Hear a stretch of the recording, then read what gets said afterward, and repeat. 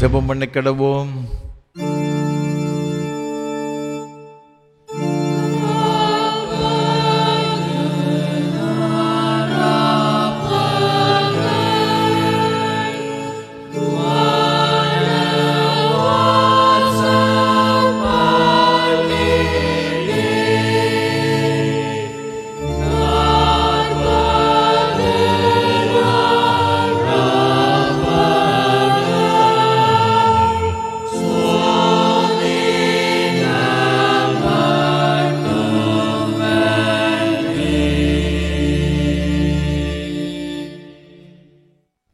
நீங்கள் பலங்கொண்டு திடமனதாயிருங்கள்.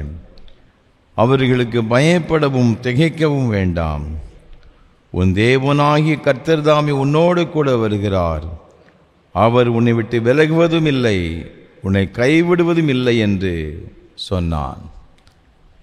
மகா பரிசுத்தமும் அன்பும் கிருபைகளும் நிறைந்த பரலோக பிதாவே, இந்த ஆசீர்வாதமான மனமகிழ்ச்சி நாளின் காலை திருவிருந்து ஆராதனைக்காக உமக்கு ஸ்தோத்திரம். நீர் எங்களோடு கூட இருந்து எங்களை கைவிடாதிருக்கிற தெய்வமாய் இருக்கிறபடினால் உம்மை ஸ்தோத்தரிக்கின்றோம். இந்த ஆராதனை வேளையில் உம்முடைய தெய்வீக பிரசன்னமும் கிருபை எங்களோடு கூட இருந்து இந்த ஆராதனை ஒவ்வொருவருக்கும் ஆசீர்வாதமாயிருக்கும்படி கிருபை செய்வீராக. விசேஷமாக அப்பத்தி பிட்கையிலே தம்மை நீர் வெளிப்படுத்தி உம்முடைய அன்பினால் நன்மையினால் நிறைத்து இந்த ஆராதனை ஆசீர்வாதமாக்கி தர வேண்டும் என்று மீட்பர் இயேசு கிறிஸ்துவின் மூலமாக ஜெபிக்கிறோம் பரிசுத்த பிதாவே, ஆமென். ஆராதனைக்கு ஆரம்பமாக ஆண்டவருடைய பரிசுத்த நாமத்துக்கு மகிமை உண்டாக கீதம் 415 பாமாலை 271 பாடுவோம். யாரை நான் புகழுவேன், யாரை நான் அறிகிறேன். கீதம் 415 பாமாலை 271 பாடுவோம்.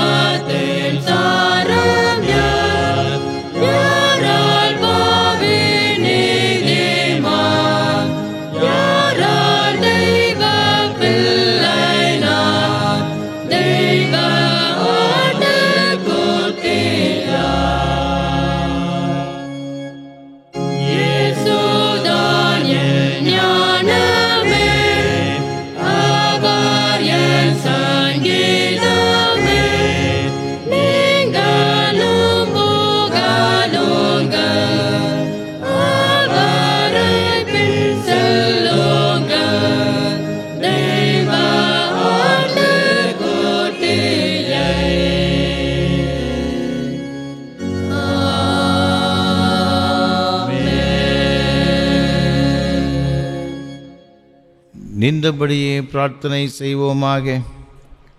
எல்லா இருதயங்களையும் எல்லா விருப்பங்களையும் எல்லா ரகசியம் அறிந்திருக்கிற சர்வவல்லமையுள்ள தேவனே, நாங்கள் தேவரிடத்தில் பரிபூரண அன்பு கூறவும் உமது பரிசுத்த நாமத்தை உத்தமமாய் மயப்படுத்தவும் உமது பரிசுத்த ஆவியின் ஏவுதலால் எங்கள் இருதயத்தின் சிந்தனைகளை சுத்தம் பண்ணிரல எங்கள் கர்த்தராகிய கிறிஸ்து மூலமாய் வேண்டிக் கொள்கிறோம்.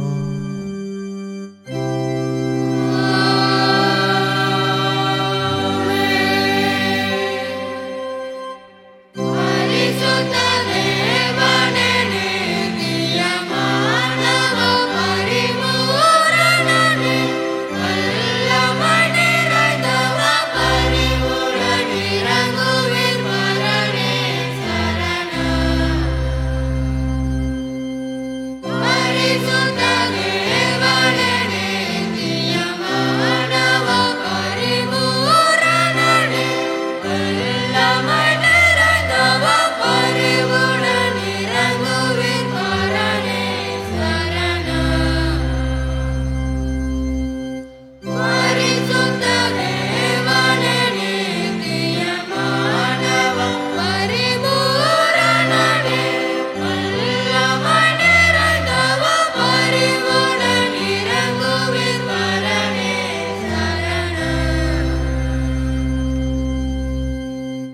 நம்முடைய கர்த்தராயிருக்கிற இயேசு கிறிஸ்து சொன்னதாவது, நம்முடைய தேவனாகிய கர்த்தர் ஒருவரே கர்த்தர். உன் தேவனாகிய கர்த்தரிடத்தில் முழு மனதோடும் உன் முழு பலத்தோடு அன்பு கூறுவாயாக என்பது பிரதான கற்பனை. இதற்கு ஒப்பாக இருக்கிற இரண்டாம் கற்பனை என்னவென்றால், உன்னிடத்தில் நீ அன்பு கூறுவது போல் பிறனிடத்தில் அன்பு கூறுவாய் என்பதே. இவளும் பெரிய கற்பனை ஒன்றுமில்லை. இவ்விரண்டு கற்பனைகளில் நியாயப்பிரமாண முழுமையும் தீர்க்க தரிசனங்களும் அடங்கியிருக்கிறது என்பதே.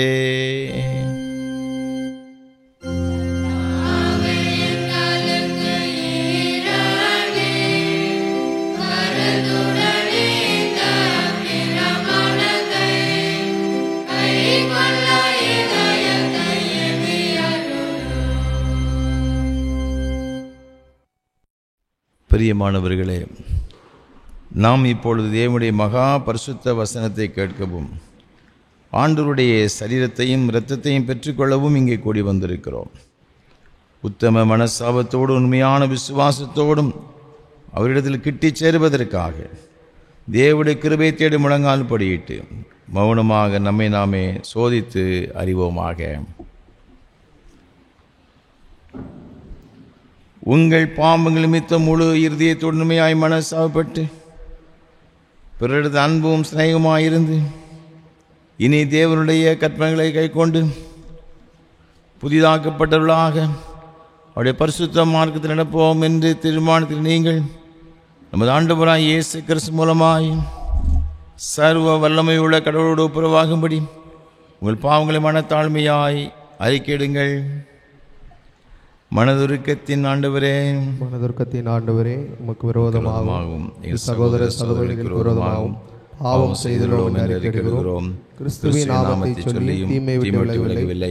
இயேசு கிறிஸ்து காட்டிய நீதி வழியில் உம்மை நாங்கள் உண்மையாக பின்பற்றவில்லை. உம்முடைய விடுதலை அருள் பணியில் உலகில் செயலாற்றுகிறோம். கிருபை நிறைந்த ஆண்டவரே, உம்முடைய மிகுந்த இரக்கத்தினால் பாவமறைகளை சுத்திகரியும். உம்முடைய பரிசுத்த ஆவியினால் விடுதலை பெறவும் புது ஜீவனுள்ளவர்களாய் வாழவும் உம்மோடும் சக மனிதரோடும் சமாதானத்தோடு வாழவும் அருள் புரிந்தருளும். ஆமென். இயேசு கிறிஸ்துவின் மூலமாக கடவுளிடம் உண்மையாய் மனம் திரும்புகிற யாவருக்கும் அருளப்படுகிற கிருபை நிறைந்த தேவசனத்தை கேளுங்கள். வருத்தப்பட்டு பாரம் சுமக்கிறவர்களே, நீங்கள் எல்லாரும் என்னிடத்து வாருங்கள், நான் உங்களுக்கு இளைப்பாறுதல் தருவேன். மேற்குக்கும் கிழக்குக்கும் எவ்வளவு தூரமோ அவ்வளவு தூரமாய் அவர் நம்முடைய பாவங்களை நம்மை விட்டு விலக்கினார்.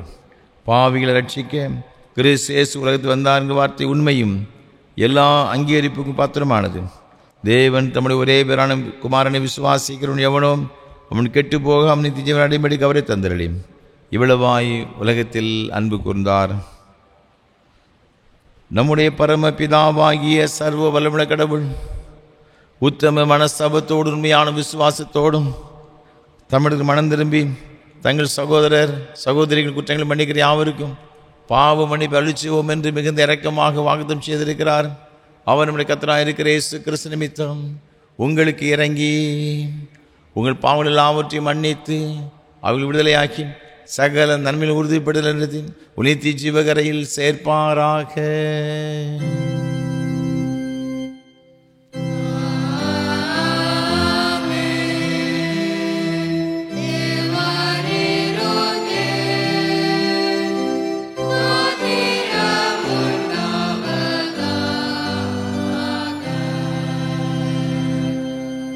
கர்த்தர் உங்களோடு இருப்பாராக.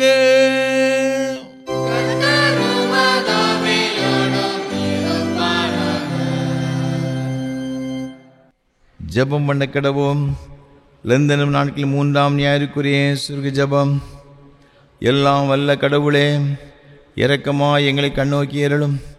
எங்களுக்கு தூய்மையான உள்ளத்தையும் ஜபத்தில் நிலைத்து வாழும் கிருபையையும் தூய சிந்தனைகளையும் தருவீராக. உம்முடைய கிருபையின் ஆசீர்வாதத்தினால் எங்கள் வாழ்க்கையில் அன்பு வெளிப்பட்டு உம்முடன் என்று நிலைத்திற்கு அருள் புரிய வேண்டுமென்று உம்மோடு பரிசுத்த ஆவியானவரோடும் என்னைக்கு ஜீவித்த அரசு ஆளுகிற ஆண்டவர் இயேசு கிறிஸ்து மூலமாய் வேண்டிக் கொள்கிறோம்.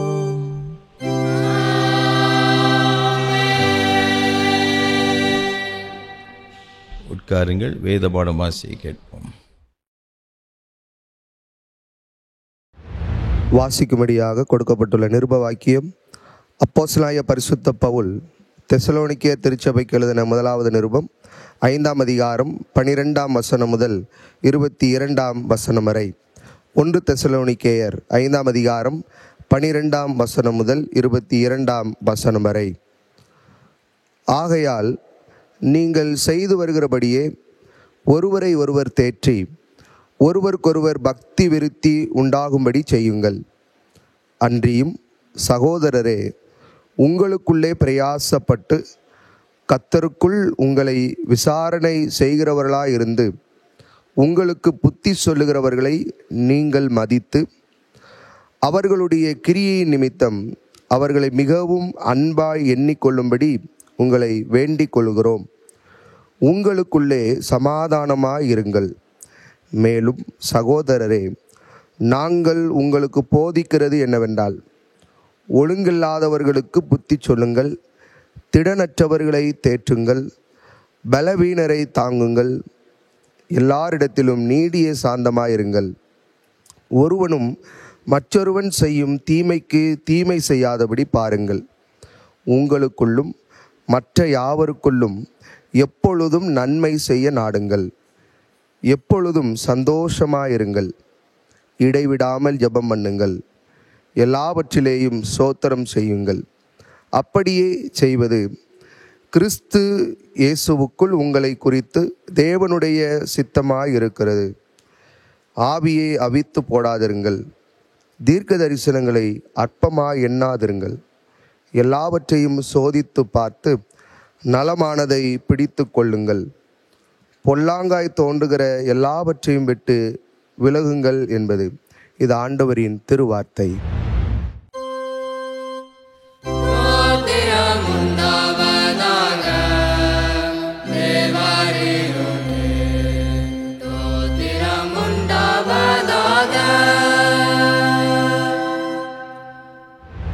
பரிசுத்த சுவிசேஷ வாக்கியம் பரிசுத்த லூக்கா எழுதின நற்செய்தி நூல் 18ஆம் அதிகாரம் 1ஆம் வசனம் முதல் 8ஆம் வசனம் வரை அடங்கியிருக்கிற தேவனுடைய வார்த்தையை கேளுங்கள்.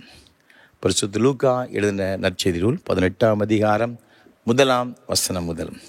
சோர்ந்து போகாமல் எப்பொழுதும் ஜெபம் பண்ண வேண்டும் என்பதை குறித்து அவர்களுக்கு இயேசு ஒரு உவமையை சொன்னார். ஒரு பட்டணத்திலே ஒரு நியாயாதிபதி இருந்தான். அவன் தேவனுக்கு பயப்படாதவனும் மனுஷரை மதியாதவனுமாய் இருந்தான். அந்த பட்டணத்திலே ஒரு விதவையும் இருந்தாள். அவள் அவனிடத்தில் போய், எனக்கும் என் எதிராளிக்கும் இருக்கிற காரியத்தில் எனக்கு நியாயம் செய்ய வேண்டும் என்று விண்ணப்பம் பண்ணினாள். வெகு நாள் வரைக்கும் அவனுக்கு மனதில்லாதிருந்தது. பின்பு அவன், நான் தேவனுக்கு பயப்படாமலும் மனுஷரை மதியாமலும் இருந்தும் இந்த விதவை என்னை எப்பொழுதும் தொந்தரவு செய்கிறபடியினால் இவள் அடிக்கடி வந்து என்னை அலட்டாதபடி இவளுக்கு நியாயம் செய்ய வேண்டும் என்று தனக்குள்ளே சொல்லி கொண்டான் என்றார். பின்னும் கர்த்தர் அவர்களை நோக்கி, அநீதியுள்ள அந்த நியாயாதிபதி சொன்னதை சிந்தித்து பாருங்கள். அந்தபடியே தேவன் தம்மை நோக்கி இரவும் பகலும் கூப்பிடுவர்களாகிய தம்மால் தெரிந்து கொள்ளப்பட்டவர்கள் விஷயத்தில் நீடிய பொறுமையுள்ளவராயிருந்து அவர்கள் நியாயம் செய்யாமல் இருப்பாரோ? சீக்கிரத்திலே அவர்களுக்கு நியாயம் செய்வார் என்று உங்களுக்கு சொல்லுகிறேன். ஆகிலும் மனுஷகுமாரன் வரும்போது பூமியிலே விசுவாசத்தை காண்பாரோ என்றார் என்பது இது கிறிஸ்துவின் நற்செய்தி.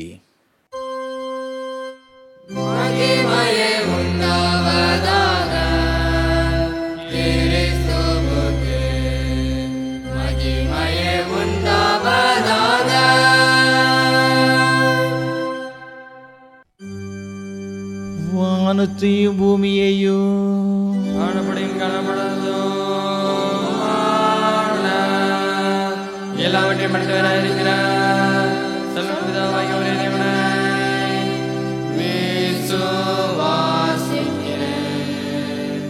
ஒரே கர்த்தராய் தேவனுடைய பிரதமராய் இருக்கிற இயேசு கிறிஸ்துவையும்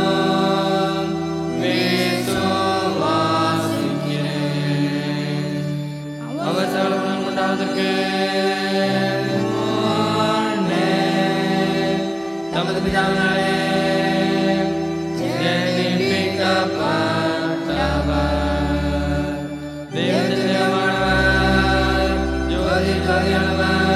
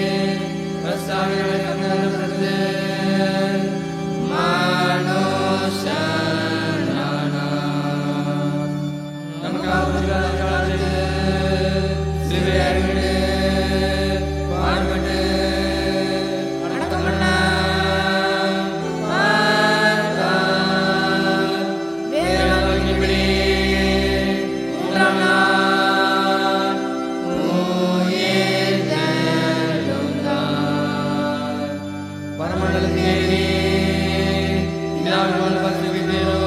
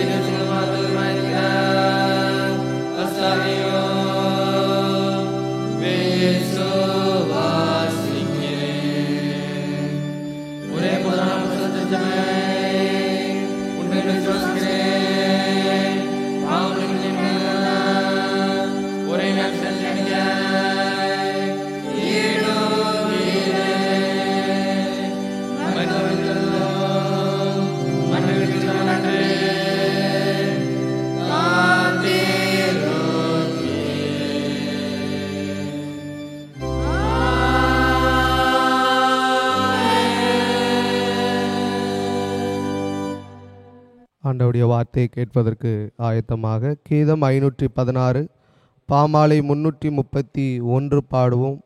இம்மானுவேலின் இரத்தத்தால் நிறைந்த ஊற்றுண்டே. கீதம் 516 பாமாலை 331 பாடுவோம்.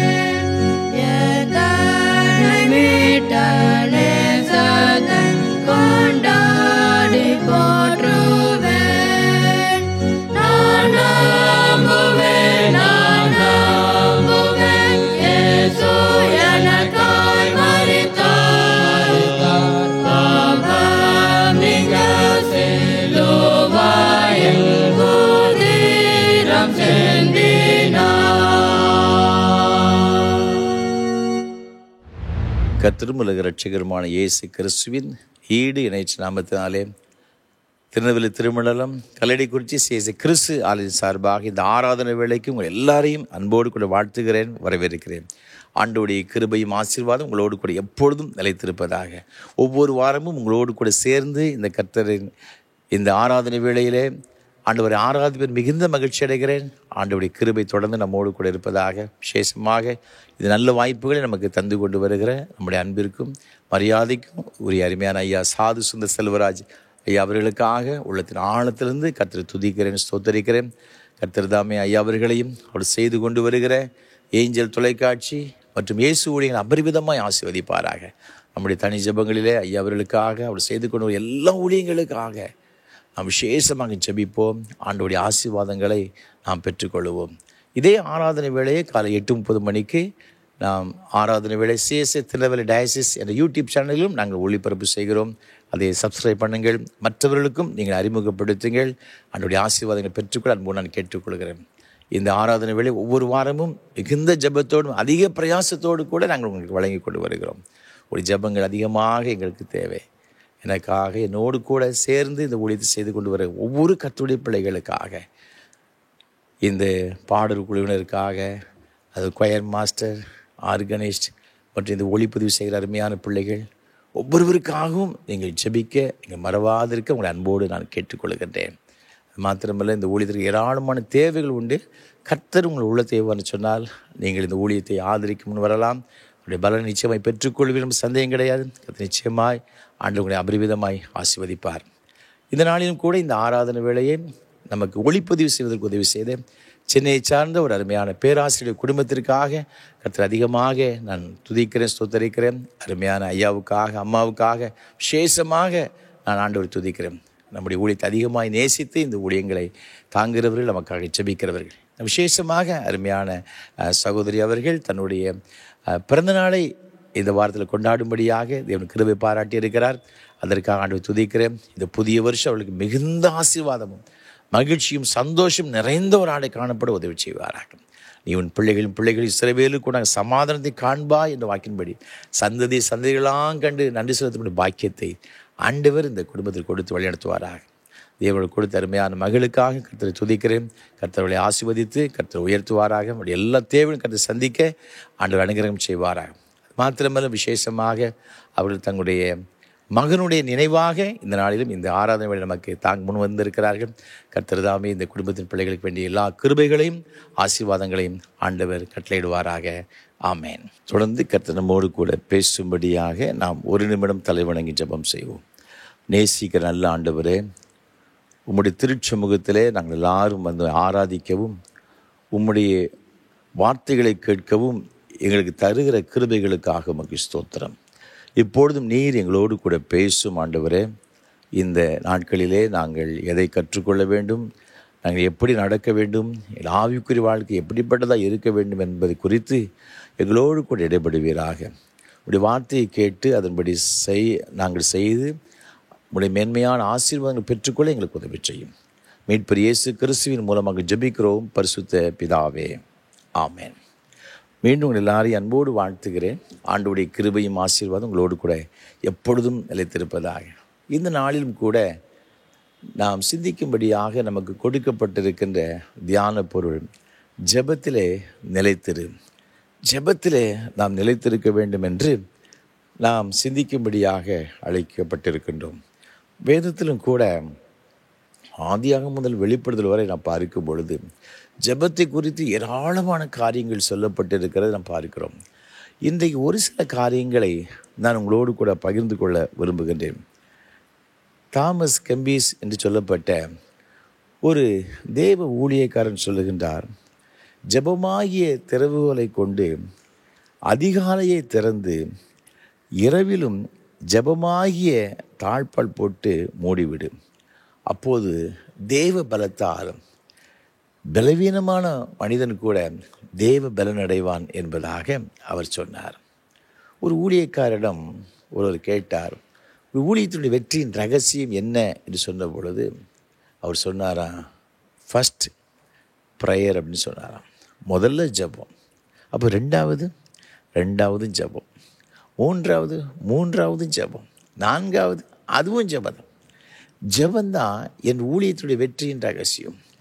இன்றைக்கு நம்முடைய கிறிஸ்துவ வாழ்விலே ஏன் பின்மாற்றங்கள், ஏன் தோல்விகள், எதிர்பார்த்த ஆசீர்வாதங்கள் ஏன் இல்லை? ஜெபத்திலே குறைப்பட்டிருக்கும்.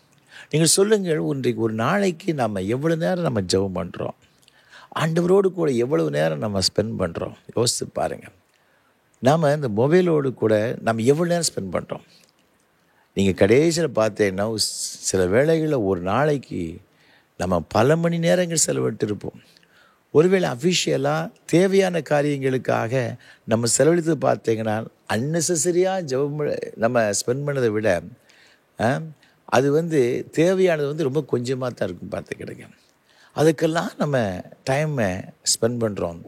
பட் ஆண்டவர் எதிர்பார்க்கிற அந்த ஜெபத்தை நாம் என்ன செய்கிறதுனா செய்கிறது. இன்றைக்கு ஜெபந்தான் ஒரு மனிதனுடைய வாழ்க்கையில் தேவனுடைய ஆசீர்வாதத்தை கொண்டு வருகிறது, தேவனுடைய பிரசன்னத்தை கொண்டு வருகிறது. அது மாத்திரமல்ல, ஆவிக்குரிய வாழ்க்கையில் நமக்கு பலனையும் இந்த ஜெபந்தான் கொண்டு வருகிறது. நாம் இந்த ஜெபத்திற்கு ஒரு பெஸ்ட் ரோல் மாடல் யார் அப்படின்னு பார்த்தீங்கன்னா ஆண்டவராக இருக்கிற இயேசு கிறிஸ்து. நீங்கள் மார்க் எழுதின சுவிசேஷம் 1ஆம் அதிகாரம் 35ஆம் வசனத்தை வாசித்து பார்க்கும் பொழுது, அவர் அதிகாலையிலே அதிக இருட்டோடு கூட எழுந்து வனாந்திரமான ஒரு இடத்துக்கு போய் என்ன செய்தார்னா அங்கே தனியே போய் ஜெபம் பண்ணினார் என்று வசனம் சொல்லுகிறது. லூக்கா 6ஆம் அதிகாரம் 12ஆம் வசனம் சொல்லுகிறது, அவர் ஜெபம் பண்ணும்படி மலையின் மீது ஏறி முழுதும் ஜெபம் பண்ணினாராம். மத்தேயு 14:23 பார்க்கும் பொழுது, அவர் ஜெபம் பண்ண மலையில் ஏறி சாயங்காலமான பொழுது தனிமையாக இருந்தார் என்று சொல்லப்பட்டிருக்கிறது. லூக்கா 5:16 பார்க்கும் பொழுது, அவர் வனாந்தரத்தில் தனித்து போய் ஜெபம் பண்ணினார். லூக்கா 11:1 பார்க்கும் பொழுது, அவர் ஜெபம் பண்ணி முடித்த பின்பு, அப்போ ஜெபம் பண்ணுவதற்கு ஒரு டைம் வச்சு முடித்த பிறகு தான் சீசர் வர்றாங்க. இப்போ அவங்க கேட்குறாங்க, ஆண்டவர் எங்களுக்கும் நீங்கள் ஜெபம் பண்ண கற்றுத்தாருங்க. யோவான் தம்முடைய சீசருக்கு ஜபிக்க கற்றுக் கொடுத்து எங்களுக்கும் கற்றுக் கொடுங்க. அப்போ தான் ஜெபம் பண்ணி முடிச்சுட்டு வந்தார். உடனே திருப்பி ஜெபம் பண்ண கற்றுக் கொடுக்குறாரு. அதைத்தான் கர்த்தருடைய ஜெபமாக நாம் சொல்லுகிறோம், பரமண்டலங்கள் இருக்கிற எங்கள் பிதாவே. ஆக வேதத்தில் பார்த்தீங்கன்னா ஜெபத்திற்கு ஒரு சிறந்த ஒரு முன்மாதிரி யாருன்னு பார்த்தீங்கன்னா ஆண்டவர் இருக்கிற இயேசு கிறிஸ்து. அவர் தேவகுமாரனாக இருந்த பொழுதிலும் கூட அவர் எவ்வளவா ஜெபம் பண்ணினார். ஊழியத்தை ஆரம்பிக்கும் போது ஜெபம், ஊழியம் செய்யும் பொழுது ஜெபம், இரவிலும் ஜெபம், பகலிலும் ஜெபம், தனித்து ஜெபம், எல்லாரும் கூடி ஜெபம், ஜெபம் ஜெபம் ஜெபம். அவரே இப்படி ஜெபம் பண்ணினார்னு சொன்னார். இன்றைக்கு அற்ப புழுக்களாக இருக்கிற நீங்களும் நானும் எவ்வளோ அதிகமாக ஜெபம் பண்ணணும். ஏன் நம்முடைய வாழ்க்கையில் தோல்வி?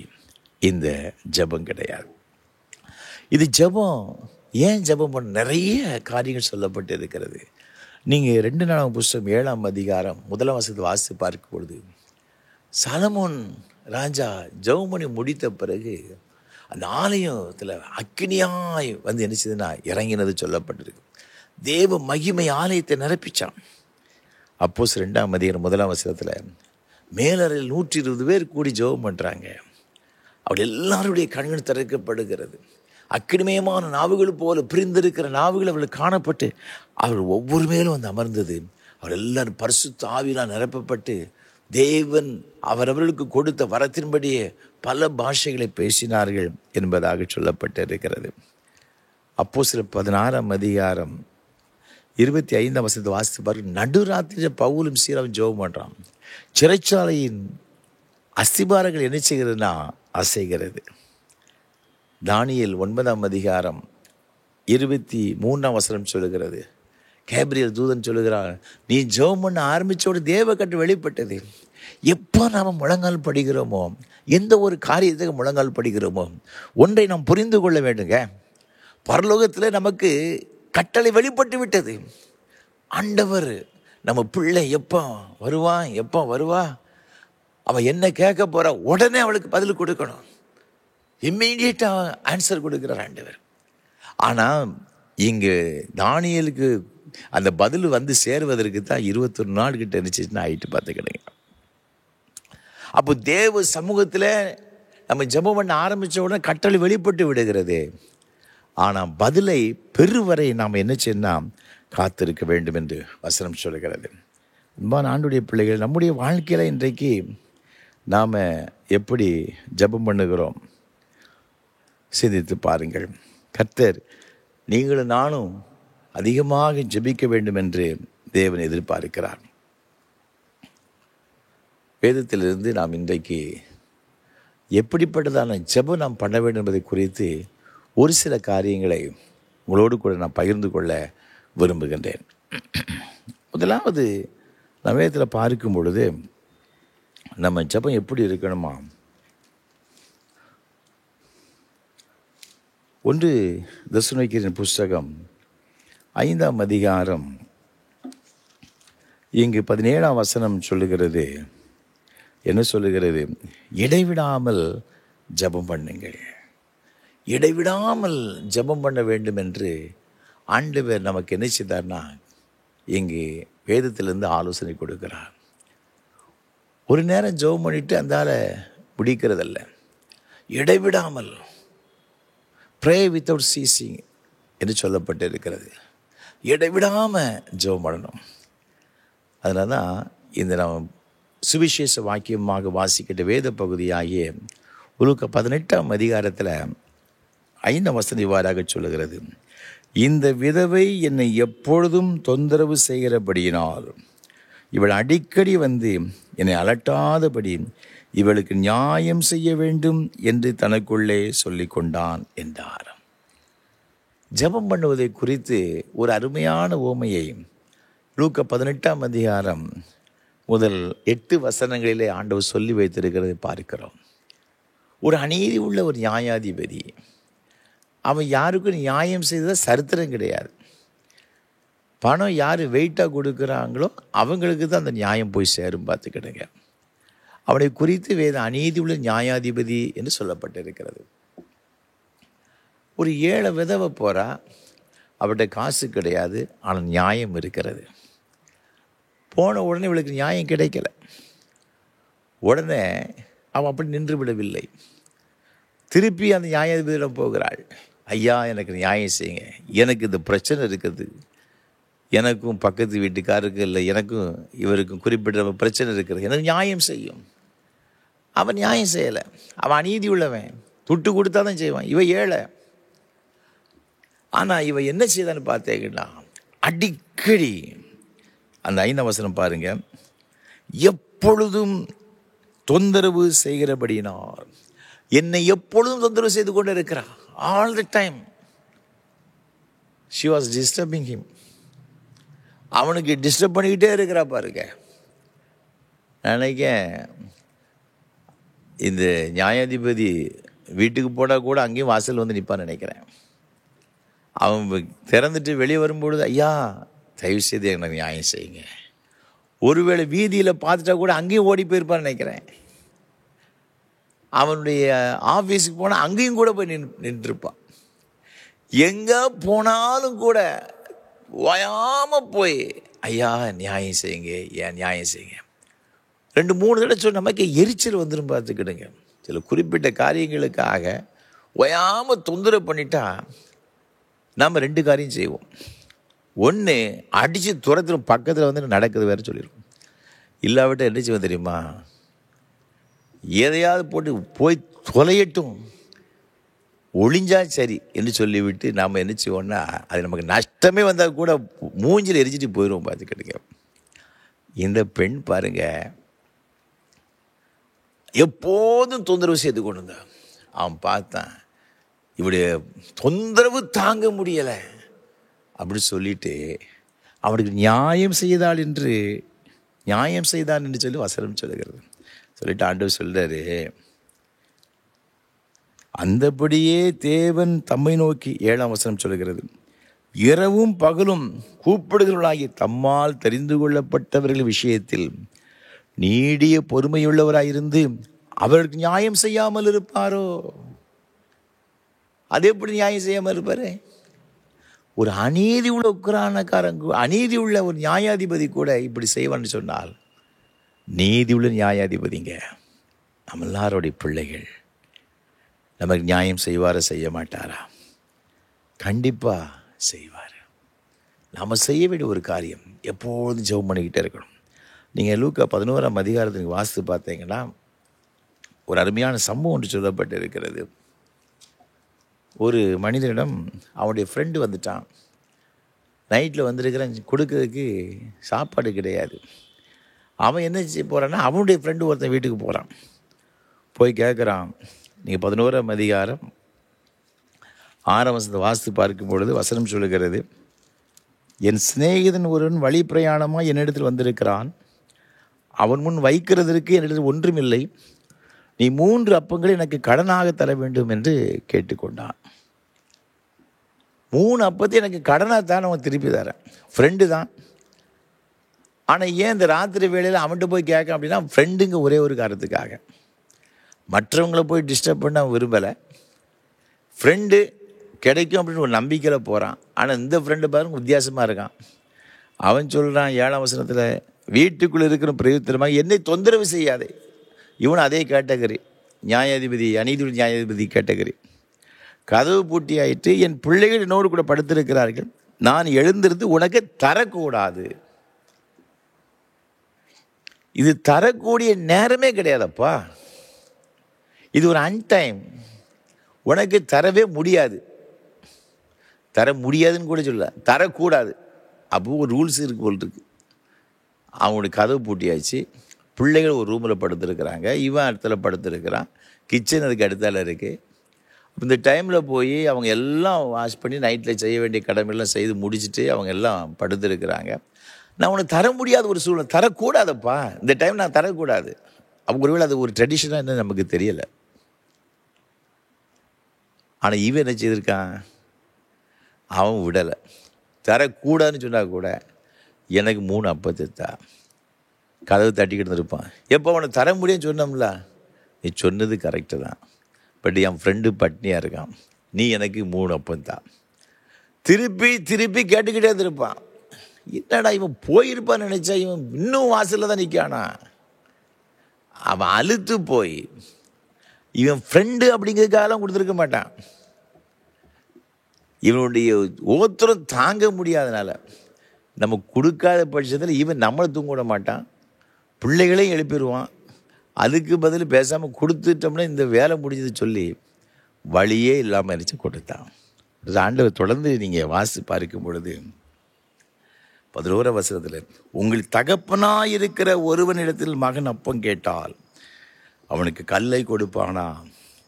மீனை கேட்டால் மீனுக்கு பதில் பாம்பை கொடுப்பானா? அல்லது முட்டையை கேட்டால் அவனுக்கு தேளை கொடுப்பானா? பொல்லாதவர்களாகிய நீங்கள் உங்கள் பிள்ளைகளுக்கு நல்ல ஈவுகளையே கொடுக்க அறிந்திருக்கும் போது பரமபிதாவானவர் தமது வேண்டிக் கொள்கிறவர்களுக்கு பரிசுத்த ஆவியை கொடுப்பது அதிக நிச்சயம் அல்லவா? மத்திய சுவிசேஷத்தில் வேண்டிக் கொள்வதற்கு நன்மையான விலை அளிச்சது அதிக நிச்சயம் அல்லவா?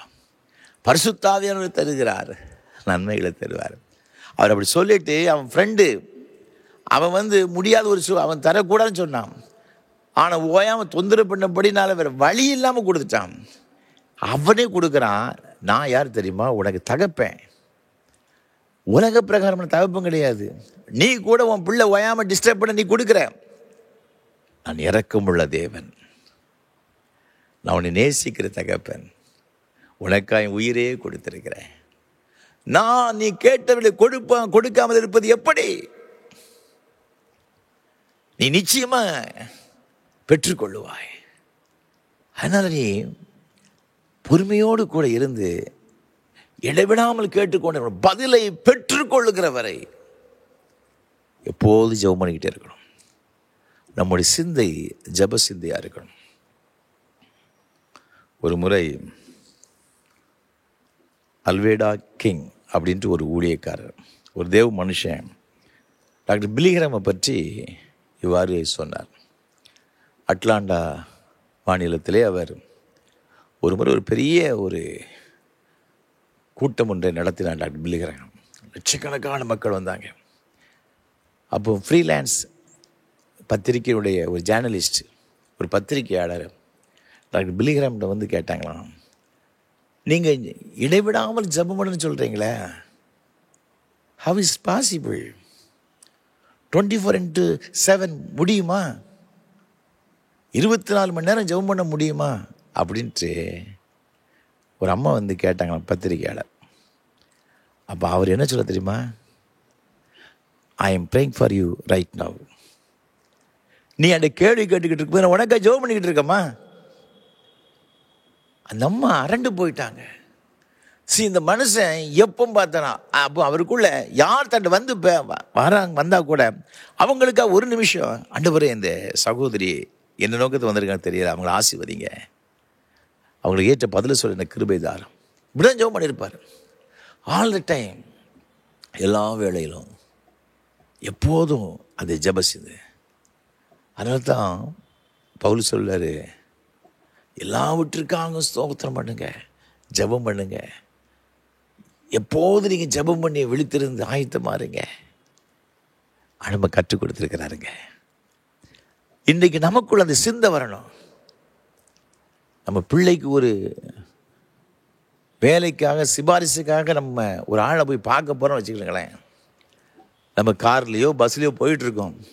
அவங்க வீட்டை போய் ரீச் பண்ணுறதுக்கு 2 hours ஆகுன்னு வச்சுக்கிடுங்க. நம்ம வேற எதையாவது சிந்திச்சுட்டு போவோமா? இந்த ஆள்கிட்ட என்ன பேசலாம், அவர் என்ன பதில் சொல்லுவார், என்ன சொல்லுவார்? நம்முடைய சிந்தை வேறு எதுவுமே இருக்காது. பார்த்துக்கிடுங்க. 2 மணி நேரம் இல்லை, 5 மணி நேரம் நம்ம ட்ராவல் பண்ணி போனால் கூட நம்ம சிந்தையெல்லாம் அப்படி தான் இருக்கும். அதை சுற்றி தான் இருக்குங்க. யார்கிட்ட பார்க்கல, வேற யார்கிட்ட சொல்லலாம், என்ன செய்யலாம்? அவர் சொல்கிறாரு, நீங்கள் இப்படி தானே இருக்கிறீங்க, நீங்கள் என்கிட்ட பேசுங்க, என்கிட்ட பேசுங்க, நீங்கள் பதிலை பெற்றுக்கொள்வீர்கள். ஒரு அநீதி உள்ள நியாயாதிபதியிடம் 10 காசு கூட இல்லாத இந்த ஏழை விதவைங்க, அவனுக்கு எந்த பணமும் கொடுக்க முடிய ஒரு சூழ்நிலையில் கூட நியாயத்தை வாங்கிட்டு வந்துட்டாள. தரக்கூடாது. நைட்டில் படுத்துச்சு, கதவு பூட்டி மனைவி பிள்ளைகளோட படுத்த பிறகு கதவு திறக்கக்கூடாது. அது ஒரு ரூல்ஸாக இருக்கலாம் ஒருவேளை யூதர்களுக்கு. தரக்கூடாதுன்னு தான் சொல்ல. இப்போ நான் தரக்கூடாது, காலையில் வந்து கேட்டு தந்திருப்பேன், இல்லை 7 வந்து தந்திருப்பேன். அந்த சிநேகிதனோட போய் அப்பத்தை வாங்கிட்டு வந்துட்டானே, எப்படி தெரியுமா? ஓயாம கீப் ஆன் ஆஸ்கிங், திருப்பி திருப்பி திருப்பி. அன்பான ஆண்டவருடைய பிள்ளைகளே, நம்முடைய பரம தகப்பன் எவ்வளோ நல்லவர். நீங்கள் சோர்ந்து போய் விட்டீர்களோ, பதிலை பெற்று பதில் கிடைக்கவில்லை சொல்லி நீங்கள் விட்டு விட்டீர்களோ, ஆண்டவர் இந்த கால வேளையில் நமக்கு சொல்கிறார், மகனே மகளே கவலைப்படாத, மீண்டும் என்னிடத்தில் வா, உன் ஜெபத்தை விட்டுறாத. உனக்கு கொடுக்கப்பட்டிருக்க வாக்குத்தத்தங்கள், உன்னை குறித்ததான தரிசனங்கள் நிச்சயமாக நிறைவேறும். தாமதிச்சா கூட அது என்ன செய்யணும், கண்டிப்பாக நிறைவேறும். இன்றைக்கி நம்முடைய வாழ்க்கையில் நம்ம எப்படி இருக்கிறோம் யோசித்து பாருங்கள். ஆண்டவர் மட்டும் எதிர்பார்க்கணும் தெரியுமா? ஜெபம் பண்ணிக்கிட்டே இரு, இடைவிடாமல் ஜெபம். அது மாத்திரமல்ல, நம்முடைய ஜெபம் எப்படிப்பட்ட ஜெபமாக இருக்கணும்? யாக்கோபு எழுதின நிருபம் 5ஆம் அதிகாரம் இங்கு 16ஆம் வசனம் இவ்வாறாக சொல்லுகிறது. யாக்கோபுக்கு எழுதின நிருபம் 5ஆம் அதிகாரம் 16ஆம் வசனம். நீங்கள் சொஸ்தமடையும்படிக்கு உங்கள் குற்றங்களை ஒருவருக்கொருவர் அறிக்கையிட்டு ஒருவருக்காக ஒருவர் ஜெபம் பண்ணுங்கள். நீதிமான் செய்யும் ஊக்கமான வேண்டுதல் மிகவும் பலனுள்ளதாய் இருக்கிறது. ஊக்கமான ஒரு ஜெபம். நீங்கள் தொடர்ந்து வாசித்து பார்க்கும் பொழுது அந்த 17ஆம் வசனம் சொல்லப்பட்டிருக்கிறது. எலியா என்பவன் நம்மை போல பாடுள்ள மனுஷனாயிருந்தும் மழை பெய்யாதபடிக்கு கருத்தாய் ஜெபம் பண்ணினான். அப்பொழுது 3 வருஷமும் 6 மாதமும் பூமியில் மழை பெய்யவில்லை. மறுபடியும் ஜெபம் பண்ணினான். அப்பொழுது வானம் மழையை பொழிந்தது. இங்கே ஆண்டவர் நமக்கு கற்றுக் கொடுக்குற ஒரு ஜெபம் என்னன்னு பார்த்தீங்கன்னா, ஊக்கமான ஒரு ஜெபம், கருத்தான ஒரு ஜெபம். கர்மேல் பர்வதத்தில் பாகால் தீர்க்கதரிசி 400 பேர் இருக்கிறாங்க. ஏசேபேலோட தீர்க்கதரிசிலாம் இருக்காங்க. கர்த்தரே தெய்வம் என்று நிரூபித்தான். எல்லாரையும் சங்காரம் பண்ணிட்டான். இப்போ கிட்டத்தட்ட ஒரு 3-3.5 வருஷம் மழையே கிடையாது. பயங்கரமான ஒரு பஞ்சமான ஒரு சூழ்நிலை. இப்போ மழை பெய்யணும். அவன் ஆகாவை பார்த்து சொல்கிறான், பெருமழையின் இரைச்சல் சத்தம் கேட்கிறது, ரதத்தை பூட்டி கூட சீக்கிரம் போ அப்படின்னு சொல்கிறான். வாய்ப்பே இல்லை. அவன் சொல்லிட்டு முழங்கால் போட்டு தன்னுடைய தலை தரையிலே படும்படியாக விழுந்து அவன் ஜெபம் பண்ணுறான். ஜெபம் பண்ணிட்டு போய் அவனோட வேலைக்காரனை பார்த்து, மேகம் தெரியுதா, போய் பார்த்து வா அப்படின்னு கேட்குறான். அது ஒரு பெரிய பர்வதம், கர்மேல் பர்வதம். அப்படி பார்க்குறான், மழையும் காணல மேகத்தையும் காணல, ஒன்றும் தெரியலை அப்படிங்கிறான். திருப்பியும் அவன் எரிச்சதானா ஜெபம் பண்ணுறான். திருப்பியும் வர்றான். இல்லை, 7 தரம் இந்த எலியை விடலைங்க. மீண்டும் மீண்டும் நீ 7 தரம் போய் பாருப்பா, நீ சும்மா நிற்காத, கண்டிப்பாக மழை வரும். அவன் சொல்ல உள்ளங்கை அளவு மேகம் இப்போ வந்திருக்குப்பா, அப்படி வந்திருக்கியா அப்படிங்கிறான். ஆக பார்த்து சொல்கிறான், மழை வந்துட்டு ஓடிச்சிக்கிறோம், பயங்கர மழைங்க. நீங்கள் இதுக்கு முந்தைய வசனத்தில் நீங்கள் பார்க்கும் பொழுது இதே எலியா பாகால் தீர்க்கதரிசி முன்பாக ஒரு சேலஞ்சு பண்ணுறான். கர்த்தர் தெய்வம் என்று சொன்னால் வானத்திலிருந்து அக்கினி இறங்கி நான் வைத்த பலியை கர்த்தர் வந்து நினைச்சு வரனா அதை பட்சித்து போடுவார். அக்கினியால் எந்த தெய்வம் உத்தரவர்களோ அவர் தான் உண்மையான தெய்வம் என்று சொல்கிறான். பாகால் தெய்வம் என்றால் பாகால் நினைச்சுன்னா அக்கினி இறக்கணும் என்று சொல்லி ஒரு சேலஞ்சு ஒன்று பண்ணுறான். காலையிலேருந்து சாயங்காலம் வேறு அவங்க ட்ரை பண்ணி பார்த்தாங்க, பாகால் தீர்க்கதரிசி முடியலை. இப்போது எலியா வேலை வந்துருச்சு. பலிபீடத்தை செப்பன்னு எடுக்கிறான், அதில் கட்டைகளை வைக்கிறான், ஒரு காளையை எடுத்து சந்தாக அவன் துண்டித்து அது மேலே அடிக்க வைக்கிறான். அவன் சொல்லலாம் தண்ணி ஒன்று ஊற்று அப்படிங்காங்க. 4 நாள் கூட தண்ணீர் 3 முறை அதை ஊற்றுறாங்க. பலி முழுவதும் நனைந்து விட்டது. பலி விறகு கட்டை சுற்றி ஒரு வாய்க்கால் விட்டுருக்காங்க, அது ஃபுல்லாக நிறைஞ்சு கிடக்கு. சாதாரணமாக காஞ்சி கிடந்தால் கூட லேசை ஏதாவது தீ லேசப்பட்டால் கூட கப்புடு பிடிச்சிரும். பலியெல்லாம் நனைந்து விட்டது. தீயை பற்ற வைக்கிறதுக்கு கூட 1 மணி நேரத்துக்கு மேலே ஆகும் பார்த்துக்கிடுங்க. அப்படியே எரிஞ்சால் கூட முழு பலியும் பட்சிக்கப்படுமா என்று சொன்னால் அதுவும் சந்தேகம், ஏன்னா அவ்வளவு நனைந்து விட்டது. இப்போ ஜெபம் பண்ணுறான் பாருங்க, அந்த 36, 37 ஆகிய வசனத்தில், அந்தி பலி செலுத்தும் நேரத்தில் தீர்க்கதரிசியாய் எலியா வந்து ஆபிரகாமுக்கும் ஈசாக்குக்கும் யாக்கோபுக்கும் தேவனாகிய கர்த்தாவே, இஸ்ரவேலிலே நீர் தேவன் என்றும் நான் உம்முடைய ஊழியக்காரன் என்றும் நான் இந்த காரியங்களெல்லாம் உம்முடைய வார்த்தையின்படியே செய்தேன் என்றும் இன்றைக்கு விளங்க பண்ணும். கர்த்தாவே நீர் தேவனாகிய கர்த்தர் என்றும் தேவரீர் தங்கள் இருதயத்தை மறுபடியும் திருப்பினீர் என்றும் இந்த ஜனங்கள் அறியும்படிக்கு என்னை கேட்டலும் என்னை கேட்டலும். சின்ன ஒரு ஜபம் தான். இந்த 2 வசனத்தில் அவன் ஜபம் இருக்கு. மிஞ்சி போனால் 60லேருந்து 50லேருந்து 60 செகண்ட் வரை தான் ஆகும் பார்த்துக்கிறேன் இந்த ஜபம் பண்ணுறதுக்கு. அது கூட ஆகாது. வானத்திலிருந்து அக்கினி இறங்கி எல்லாத்தையும் பட்சித்து போட்டு விட்டதே. அதே எலியா தான் இப்போ ஜெபம் பண்ணுறான், திருப்பி திருப்பி ஜெபம் பண்ணுறான். ஒரே ஜெபத்து முதல் ஜெபத்துக்கு பதில் கிடைக்கல, திருப்பி திருப்பி ஜெபம் பண்ணுறான். 7வது முறை ஜெபம் பண்ணி முடித்த பிறதாலும் உள்ளங்கை அளவு மேகம் வருகிறது. ஆண்டவர் நமக்கு என்ன கற்றுக் கொடுக்கிறார் பாருங்க. அவன் விடலை, கருத்தோடு கூட ஜெபம் பண்ணுறான். ஆண்டவர் இப்போ மழை வேணும், ஊக்கமாய் ஜெபம் பண்ணுறான். விடலை, ஊக்கத்தோடு கூட ஜெபம், இடைவிடாமல் ஜெபம் பண்ணுங்க. இப்போ இந்த நேரத்தில் ஏசபேல் ஆகாப்பெல்லாம் நிற்கிறாங்க, மற்ற ஏராளமான இஸ்ரேல் மக்கள் இருக்கிறாங்க. இவன் பலி பட்சிக்கப்பட்டு விட்டது, கர்த்தர் தேவனை ஆரவரிச்சிட்டாங்க. இப்போ மழை பெய்யணுமே. தேவ சமூகத்தில் ஊக்கத்தோடு கூட ஜெபம் பண்ணுறான். ஆண்டவர் மழையை கட்டளையிட்டார். அன்பான ஆண்டவருடைய பிள்ளைகளே, நம்முடைய வாழ்க்கையில் ஆண்டவர் என்ன எதிர்பார்க்க தெரியுமா? கருத்தோடு கூட ஊக்கமாக ஜெபம் பண்ணணும். அரைகுறையான மனதோடு அல்ல. சரி, நமக்கு ஜெபம் பண்ண சொல்லியிருக்காங்க, ஏதோ வரும். சில பேர் சில வேலைகள் செய்வாங்க. ஒருத்தர் வந்து அதை ரொம்ப சின்சியராக முழு மனதோடு செய்துட்டு போயிடுவாங்க. இன்னொருத்தர் வருவார், அதே வேலை செய்வார், என்னத்தை போட்டி செய்ய, என்ன ஏனோ தானு செய்வாங்கல்ல, அதே போல் ஜெபம் ஏனோ தானு ஜெபம். சில பேர் ஜெபிக்கிறதே கிடையாது, சில பேர் ஜெபம் பண்ணுவாங்க, அந்த ஜெபம் ஏனோ தானோன்னு ஜெபமாக இருக்கும். அந்த ஜெபம் அல்ல, ஊக்கமான ஜெபம். ஊக்கத்துடனே ஓர்முகமாய் நம்ம அவரை நோக்கி பார்க்கணும் அப்படின்னு சொல்லப்பட்டிருக்கேன். ஜெபமே ஜீவன், ஜெபமே ஜெயம். நல்ல அந்த பாட்டில் நம்ம பாடியிருக்கோம். அன்பான ஆண்டவருடைய பிள்ளைகளே, நாம் அப்படி ஜெபம் பண்ணோம்.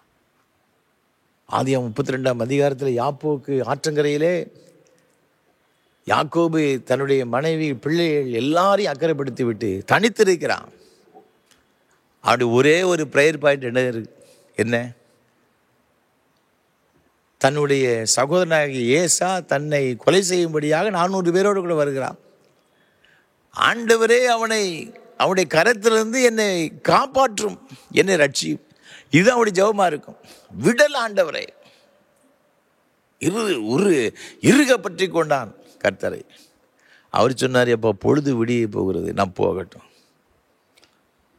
இல்லை ஆண்டவரே, நீர் என்னை ஆசீர்வதித்தால் வழியை போய் போக விட மாட்டேன்.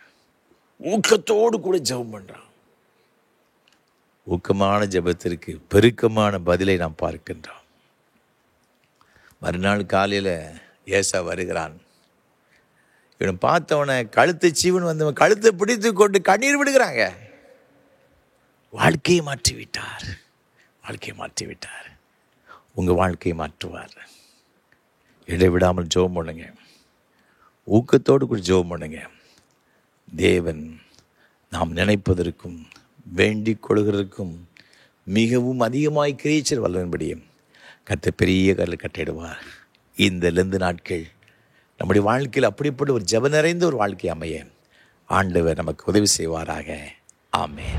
அர்ப்பணிப்பின் பாடலாக கீதம் 427 கிறிஸ்தவ கீர்த்தனை 133 பாடவும். விலைமதியா இரத்தத்தாலே மீட்கப்பட்டீரேன். கீதம் 427 கிறிஸ்தவ கீர்த்தனை 133 பாடவும்.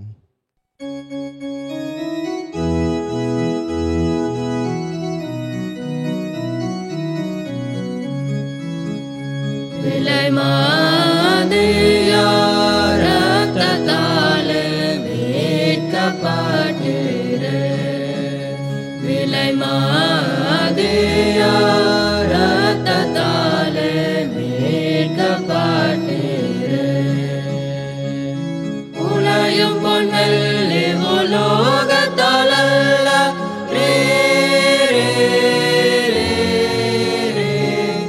உலையும் பொன்வெள்ளி உலோகத்தாலல்ல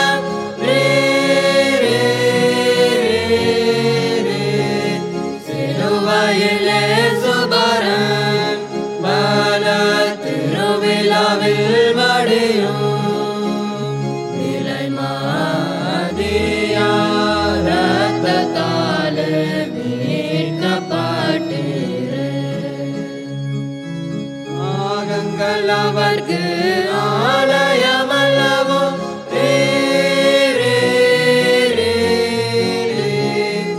ஆகங்கள் அவர்க்கு ஆலயமல்லவோ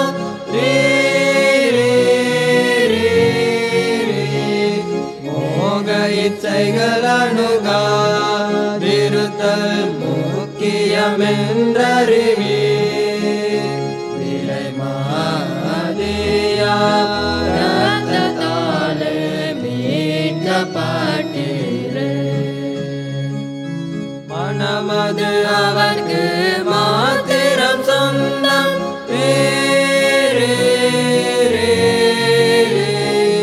மனமது அவர்க்கு மாத்திரம் சொந்தம்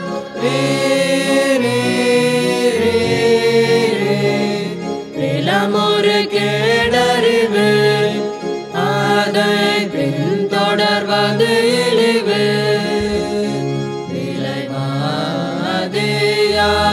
இரத்தத்தாலே மீட்கப்பட்டீரேன்.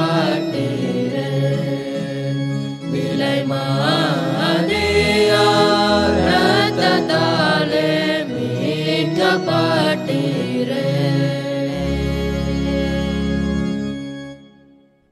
ஜெபம் பண்ண கடவோம். கிருபை நிறைந்த ஆண்டவரே, இது நல்ல ஆசீர்வாதமான வேலைக்காக உமக்கு ஸ்தோத்திரம். நாங்கள் ஜெபிக்க வேண்டும் என்று எங்களை கற்றுக் கொடுத்திருக்கிறப்பா. அநேகருடைய வாழ்க்கையில் ஜெபம் குளிர்ந்து போன ஒரு நிலைமை, ஜெபன்னா என்னன்னே தெரியாத ஒரு நிலைமை சுவாமி. ஏனோ தானவென்ற ஒரு ஜெபம், நாங்கள் சோர்ந்து போன ஒரு நிலைமை மீண்டும் எங்களை தட்டி எழுப்புவீராக. ஆவியானவரே, தட்டி எழுப்போம். நாங்கள் எவ்வளவு ஜெபம் பண்ணுகிறோமோ அவ்வளவுக்கு அளவு நாங்கள் தேவ பலத்தால் நிரப்பப்படுகிறோம். ஆண்டவரே, நாங்கள் அந்த ஒரு ஜெப வாழ்க்கையை பெற்றுக்கொள்வதற்கு உதவி செய்வீராக. வேதத்திலே இயேசு கிறிஸ்துவுடைய ஜெப வாழ்வை குறித்து நான் பார்த்தோம் அப்பா. பிதாவே, உமது குமாரன் எவ்வளவாய் ஜெபம் பண்ணினார், அதே போல நாங்களும் ஜெபிப்பதற்கு ஆவியில நிரம்பி ஜெபிப்பதற்கு, ஊக்கத்தோடு கூட இடைவிடாமல் ஜெபிப்பதற்கு ஒரு ஜெப ஆவி எங்களுக்கு தருவீராக சுவாமி. இது ஜெபம் எங்களுக்கு இல்லாதபடினால் அநேக வேளைகளில் சத்துருவினால் வருகிற போராட்டத்திலும் நாங்கள் சோர்ந்து போய்விட்டோம் ஐயா. ஆவிக்குரிய வாழ்க்கையில், உலக பிரகாரமான வாழ்க்கையில் தோல்வி நிறைந்த ஒரு வாழ்க்கை சுவாமி. ஆண்டவரே, எங்கள் தகப்பன் ஆண்டவரை ஜெயிக்கிறவரப்பா. ஆண்டவர் இருக்கிற இயேசு கிறிஸ்து ஜெயிக்கிறவர், மரணத்தை ஜெயித்தவர், எல்லாவற்றையும் ஜெயித்தவர். அதே போல உமது பிள்ளைகளாக இருக்கிற நாங்களும் ஜெயிக்கிறவர்களாய் காணப்படுவதற்கு ஜெபத்தை எங்களுக்கு தாரும். ஜெப ஆவினால் நிரப்புங்க சுவாமி. பரிசுத்த ஆவியால் நிரப்பப்பட்டு ஜெபிக்கிற ஒரு அனுபவங்களை இந்த நாளிலும் இந்த வார்த்தைகளை கேட்டுக்கொண்டு ஒவ்வொரு பிள்ளைகள் மீது அமரும்படியா நாங்கள் ஜெபிக்கிறோம். ஆண்டவரே, உமக்கு ஸ்தோத்திரம் ஐயா. ஜெப வாழ்வை மீண்டும் தட்டி எழுப்புவீராக. இன்னைக்கு எங்களோடு கூட பேசி நம்முடைய வார்த்தைகளுக்கு ஸ்தோத்திரம். உடைய பிள்ளைகளோடு கூட பேசி இருக்கிறீங்கப்பா.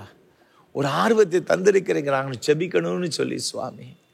ஆண்டவரே, அது கருத்தாய் ஜெபிக்க, வேதத்தை வாசித்து வாசித்து வாசித்து ஜெபிக்க ஒவ்வொருவருக்கும் கிருபை தருவீராக. ஒரு பிள்ளைகளுடைய வாழ்க்கையில் போராடி கொடுக்க எல்லா போராட்டங்களும் இயேசுவின் நாமத்தில் விலகட்டுமே நாங்கள் ஜெபிக்கிறோம். அநேக குடும்பங்களில் சுவாமி பிசாசானம் பல வகையில் போராடி குடும்பத்தை பிரித்திருக்கிறான் ஐயா. பிள்ளைகளை பிரித்திருக்கிறானப்பா. தவறான வழிகளில் கணவனை கொண்டு சென்றிருக்கிறான், மனைவி சென்றிருக்கிறாளப்பா, பிள்ளைகள் சென்றிருக்கிறார்கள். எத்தனை குடும்பங்கள் சீரழித்து கொண்டு இருக்கிறது. இப்பொழுது கர்த்தருடைய வல்லமை இறங்குவதாக.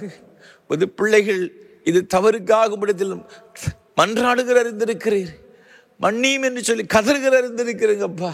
இந்த பிள்ளைகளுக்கு கர்த்தர் இரக்கம் பாராட்டுவீராக. இன்றைக்கு இந்த குடும்பத்தில் ஒரு சமாதானம் பெருகட்டும் ஐயா, பெருகட்டும் ஆண்டவரே, சமாதானம் பெருகட்டும். பிரிந்திருக்கிற குடும்பங்கள் எல்லாம் ஒன்று சேரட்டும் ஐயா, ஒன்று சேரட்டும். ஏக பெற்றோர்கள், என் மகள், என்னுடைய மகன், அவருடைய குடும்ப வாழ்க்கை சிதைந்து போயிருக்குன்னு சொல்லி கண்ணீர் விடுகிற அறிந்திருக்கிறீர். அந்த பிள்ளையுடைய வாழ்க்கையில கர்த்தருடைய வல்லமை இறங்குவதாக. கசப்புகள் இயேசுவின் நாமத்தில் விலகட்டும் நாங்கள் ஜெபிக்கின்றோம். ஒரு அற்புதம் நடக்கட்டும் அப்பா, அற்புதம் நடக்கட்டும். ரட்சிக்கப்படாத பிள்ளைகள் ரட்சிக்கப்படட்டும். பாவமான துன்மார்க்கமான வழிகளை சென்று கொண்டிருக்கிற பிள்ளைகளுக்காக பெற்றோருடைய பேச்சை ஆண்டவரை கேட்காமல் அவமதித்து தான் தோன்றித்தனமை வாடுகிற பிள்ளைகளுக்கு ஜெபிக்கலையா. இப்பொழுது கர்த்தருடைய வல்லமை இந்த பிள்ளைகள் மீது இறங்குவதாக. அவருடைய வாழ்க்கையில் ஒரு மாற்றத்தை கொண்டு வரும்படியா நாங்கள் ஜெபிக்கிறோம்.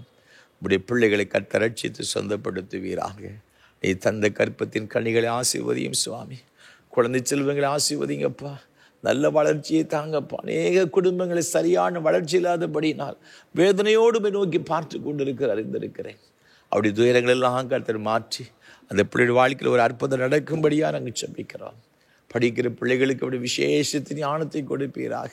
அரசு தேர்வுக்காக பிள்ளைகள் பல ஆண்டவரே நாட்கள் மாதங்கள் பிரயாசப்பட்டு எழுதி கொண்டிருக்கிற அறிந்திருக்கிறீங்க, எழுத போகிற அறிந்திருக்கிறீங்கப்பா. இந்த பிள்ளைகளோடு கூட இந்த எக்ஸாம் ஹாலுக்கு நீங்கள் சென்று அவர்கள் எழுத போகிற எல்லா தேர்வுகளை கர்த்தர் ஆசீர்வாதமாக்கி தரும்படி நாங்கள் ஜெபிக்கிறோம் ஐயா. பரத்திலிருந்து ஒருவனுக்கு ஒன்று கொடுக்கப்பட்டால் ஒளி ஒருவனும் ஒன்று பெற்றுக்கொள்ள முடியாது. நாங்கள் நம்புகிறோம் எங்கள் தகப்பன் பரத்தில் இருக்கிற எல்லாவற்றையும் தருவார் என்று சொல்லி. யாக்கோபு 1:5 ஆண்டவர் பட்சபாதம் இல்லாதிருக்கிற தேவன் எல்லாருக்கும் ஞானத்தை கொடுக்கும்படி நாங்கள் ஜெபிக்கின்றோம். தேர்வு காலத்தில் எந்த ஒரு பலவீனங்கள் சோர்வுகள் வரக்கூடாது, பயம் வரக்கூடாது. இயேசுவின் நாமத்தினால பிள்ளைகளை பலப்படுத்துங்க. நல்ல மதிப்பெண் பெற்றுக்கொள்ள வேண்டும் ஐயா. பிள்ளைகள் விரும்புகிற உயர்கல்வி மெரிட்டில் பெற்றுக்கொள்ள வேண்டும். உதவி செய்வீராக. வேலைக்காக காத்திருக்கிற பிள்ளைகளுக்கு பல மாதங்களை ஆண்டுகளை காத்திருக்கிற பிள்ளைகளுக்கு ஜெபிக்கிறோம். நல்ல வேலை வாய்ப்புகளை கொடுத்து ஆசீர்வதியும். அயல் நாடுகளில் சென்று வேலைக்காய் பிரயாசப்படுகிற பிள்ளைகளுக்கு ஜெபிக்கிறோம். கர்த்தருடைய கரம் அவர்களோடு கூட இருப்பதாக. அற்புதம் நடக்கட்டும் நாங்கள் ஜெபிக்கிறோம் ஐயா. இதுமாக வயோதிப நிலைமைக்கு அருமையான பெற்றோர்களுக்காக நாங்கள் ஜெபிக்கிறோம். இந்த வயதான காலத்தில் இருக்கிற எல்லா பலவீனங்களும் இயேசுவின் நாமத்தினால் மாறும்படியாக ஜெபிக்கிறோம் ஐயா. திக்கற்றவர்கள், ஏழைகள், விதவைகளுக்காக நாங்கள் ஜெபிக்கிறோம். ஒவ்வொருவருக்கும் கர்த்தர் இறக்குவீராக சுவாமி. தனிமையாக இருக்கிறேன்னு சொல்லி கலங்குகிற பிள்ளைகளுக்கு ஜெபிக்கிறோம். தனிமையுணர்வெல்லாம் மாற்றுங்க சுவாமி. உடைய பிள்ளைகள் ஒவ்வொருவரையும் பலப்படுத்துங்க.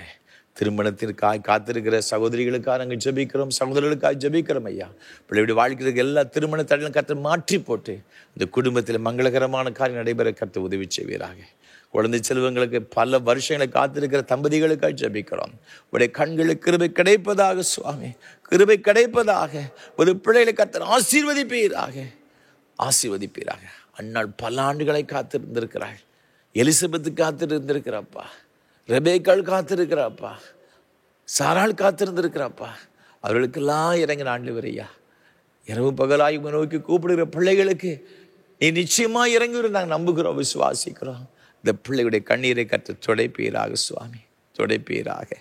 ஆண்டவரே, தனக்காக, தங்களுடைய குடும்பத்திற்காக, பிள்ளைகளுடைய குடும்பத்திற்காக வேண்டிக் ஒவ்வொருவருக்காக ஜெபிக்கிறோம். அவருடைய கண்ணீரெல்லாம் நீங்க துடைப்பீராக.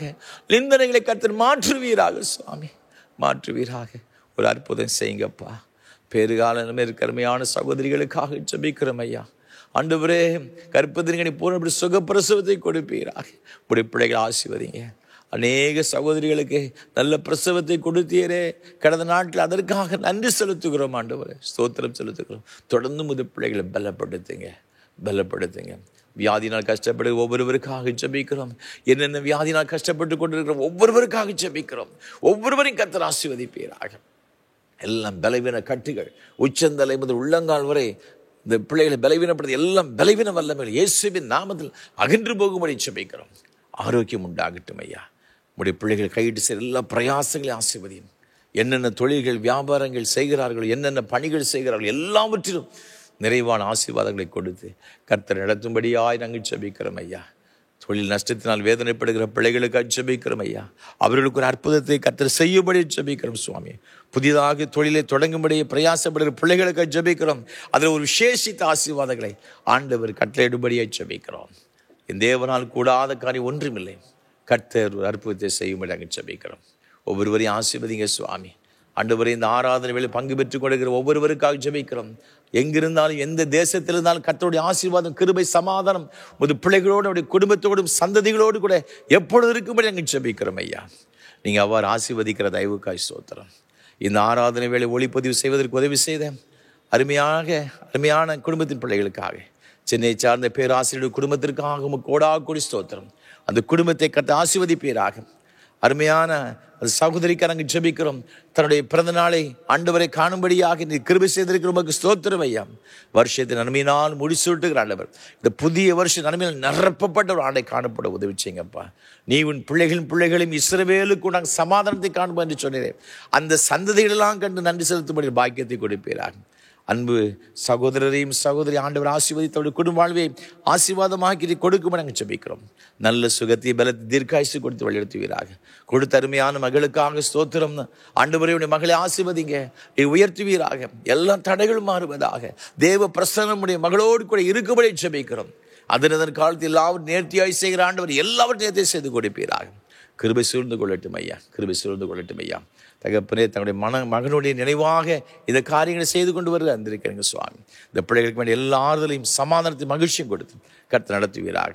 இவருடைய சகோதரிய குடும்பத்தையும் கர்த்தர் ஆசீர்வதித்து நல்ல சுகத்தை, பலத்தை நீடித்து சுகவாழ்வும் கொடுத்து கர்த்தர் நடத்தும்படியா நாங்கள் ஜெபிக்கிறோம் ஐயா. ஒவ்வொருவரையும் உடைய கிருபைக்கு ஒப்புக் கொடுக்கிறோம். இந்த ஊழியர்களுக்கு பல வகையில் உதவி செய்து கொண்டிருக்கிற ஆண்டவர், இதற்காக ஜெபிக்கிற ஒவ்வொருவருக்காய் ஸ்தோத்திரம். ஒவ்வொருவரையும் ஆசீர்வதியும், கிருபையினால் நிரப்பும். கண்ணம், துதி, மகிமையெல்லாம் உமக்கு சொல்வதை ஏற்றுக்கொள்ளும். ஆசீர்வதி ஆண்டவர் இயேசு கிறிஸ்துவின் மூலமாக ஜெபிக்கிறோம் பரிசுத்த பிதாவே.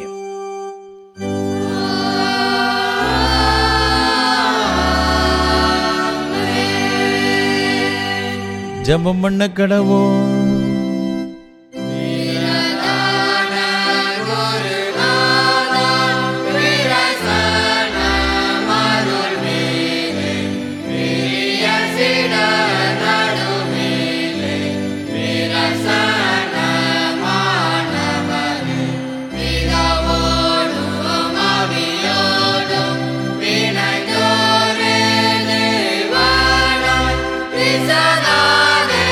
Arasa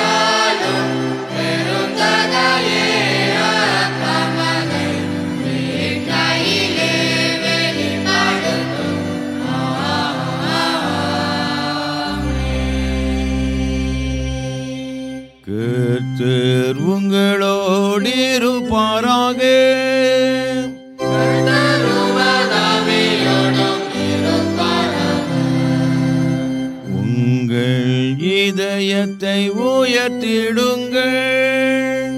உயர்த்துவோம் இதயத்தை கர்த்தரிடம். ஸ்தோத்திரம் செலுத்துவோம் தேவனுக்கே. தகுதியும் நீதியும் அதுவே ஆகும். கர்த்தாவே, பரிசுத்த பிதாவே, சர்வ வல்லமுள்ள நித்திய தேவனே, நாங்களே காலத்தில் விடத்தில் உமக்கு தோத்திரம் செலுத்துகிறது. தகுதியும் நீதியும் விசேஷித்த கடமையுமாயிருக்கிறது. உமது குமாரனை ஆண்டவருமாய் இயேசு கிறிஸ்துவின் மூலமாக நிர்வாணங்களையும் பூமி அவளில் எல்லாவற்றை சிருஷ்டித்தீர். மனுக்குலத்து சாயலாக உண்டாக்கினீர். நாங்கள் பாவத்தில் விழுந்தபோது புது சிருஷ்டி மறுபலனாக நீர் எங்களை மீட்டு கொண்டீர்.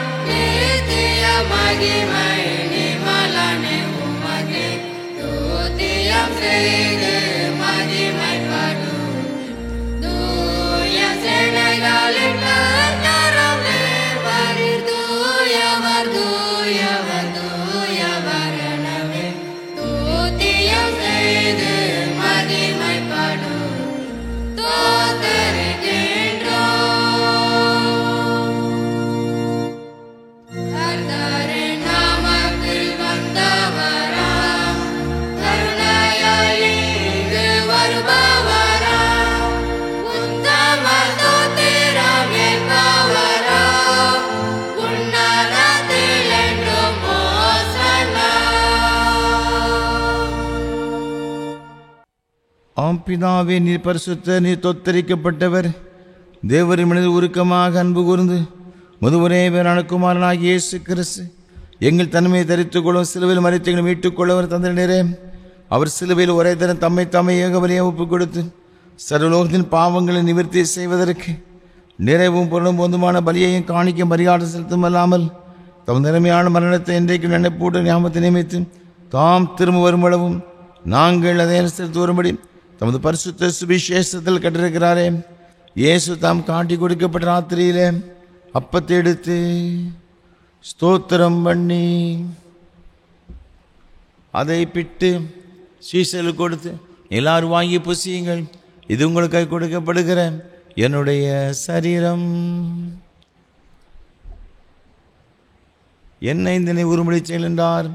அப்படி ராபோஜன பண்ணின பின் பாத்திரத்தை எடுத்து ஸ்தோத்திரம் பண்ணி அவர்களுக்கு கொடுத்து, எல்லாரும் இதிலே பானம் பண்ணுங்கள், இது பாவம் மன்னிப்பு உண்டாம் உங்களுக்காக அநேகர் சிந்தப்படுகிற புது உடன்படிக்கைக்குரிய என்னுடைய இரத்தம். இதை பானம் பண்ணும் பொழுதெல்லாம் என்னை நினைவுறும்படி இதை செய்யுங்கள் என்று திருவளம் பற்றினார்.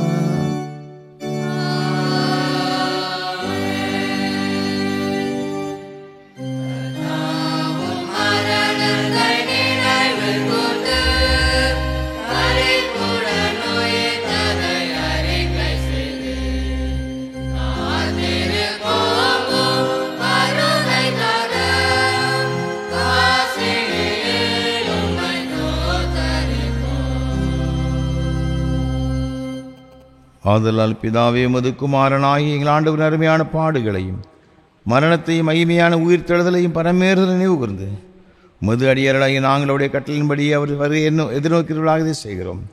அவரில் நீர் எங்களுக்காக நிறைவேற்றின பூர்ண மீட்புக்காக உமக்கு நன்றி செலுத்துகிறோம்.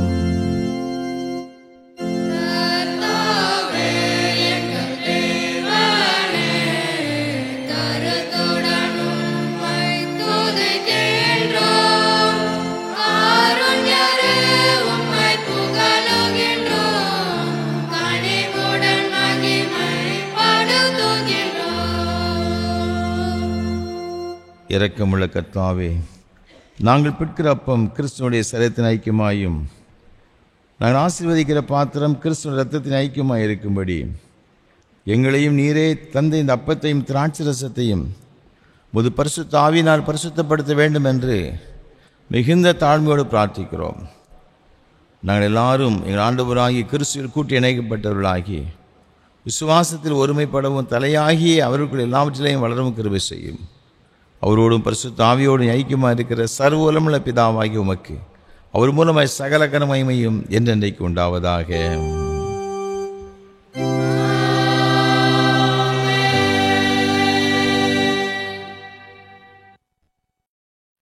நமது இரட்சகராய் கிறிஸ்து கற்பித்தபடி அவர் நமக்கு அருளப்பட்ட தைரியத்தோடு சொல்லுவோமாக. பரமண்டலங்கள் இருக்கிற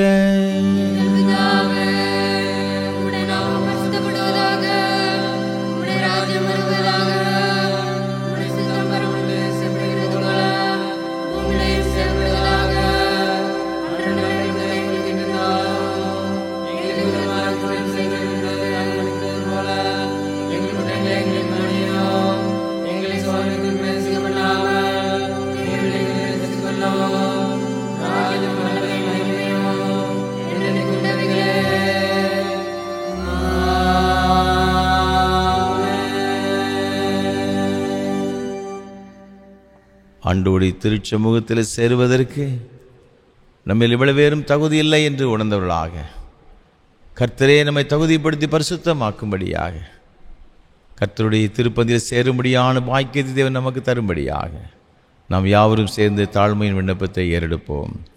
இரக்கமுள்ள கர்த்தாவே, எங்கள் நீதியை நம்பி நாங்கள் பந்தி சேர துணியாமல் தேவனுடைய அளவற்ற இரக்கத்தை சேருகிறோம். பாத்திரரல்ல, ஆனாலும் தேவரீர் எப்பொழுதும் இரக்கம் சிறச்சம் மாறாத ஆண்டவராய் இருக்கிறீர். ஆகையால் கிருபையுள்ள கர்த்தாவே, முதன்மையான குமாரனாகிய இயேசு கிறிஸ்துவின் இரத்தத்தாலும் எங்கள் பாவமுள்ள சரீரமும் ஆத்துமாவும் சுத்தமாகி எப்பொழுதும் நாங்கள் அவருக்குள்ளும் அவர் எங்களுக்குள் வாசமாய் இருப்பதற்கு ஏற்ற விதமாய் அவருடைய சரீரத்தை புசித்து அவருடைய இரத்தத்தை பானம் பண்ண எங்களுக்கு கிருபை செய்துள்ளோம். ஆமென்.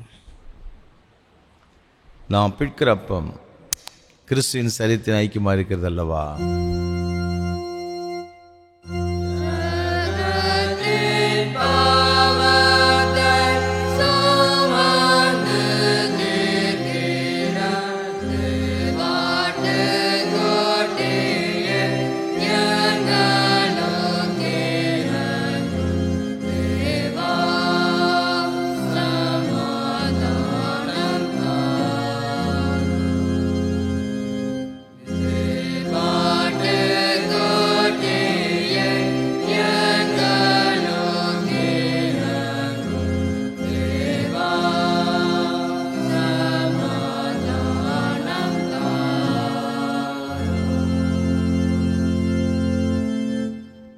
கிறிஸ்துவின் சரீரமும் இரத்தமுமாய் சாக்கிரமந்தை விசுவாசத்தினால் பெற்றுக்கொண்டவர்களாய் நாம் அவருக்கு தோத்திரம் செலுத்துவோமாக.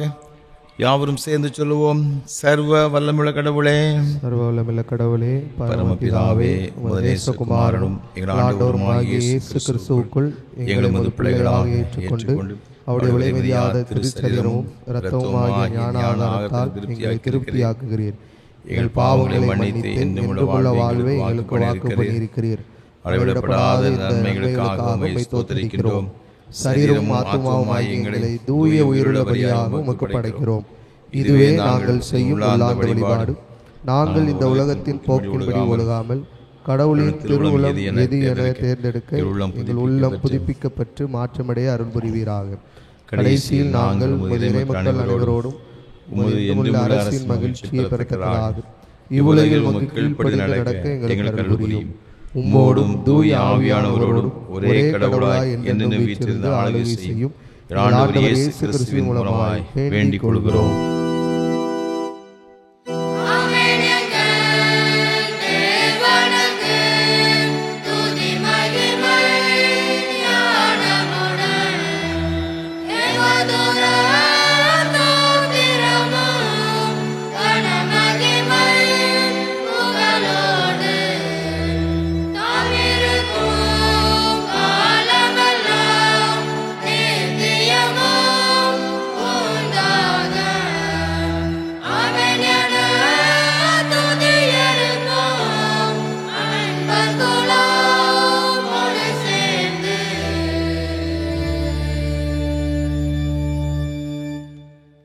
எல்லா புத்திக்கும் மேலான தேவ சமாதானம் உங்களோடு கூட இருந்து நீங்கள் தேவனையும் அவருடைய குமாரனாகிய நம்முடைய நாதர் இயேசு கிறிஸ்து பற்றி அறிகிற அறிவிலும் அன்பிலும் இருக்கும்படி உங்கள் இருதயத்தை காக்கிடுவது பிதா குமாரன் பரிசுத்தாவியாகிய சர்வவல்லமையுள்ள தேவனுடைய ஆசீர்வாதங்களோடு கூட இருந்து இன்னும் மேலும் சதா காலங்களிலும் உங்களோட நிலைத்திருக்க கடவது.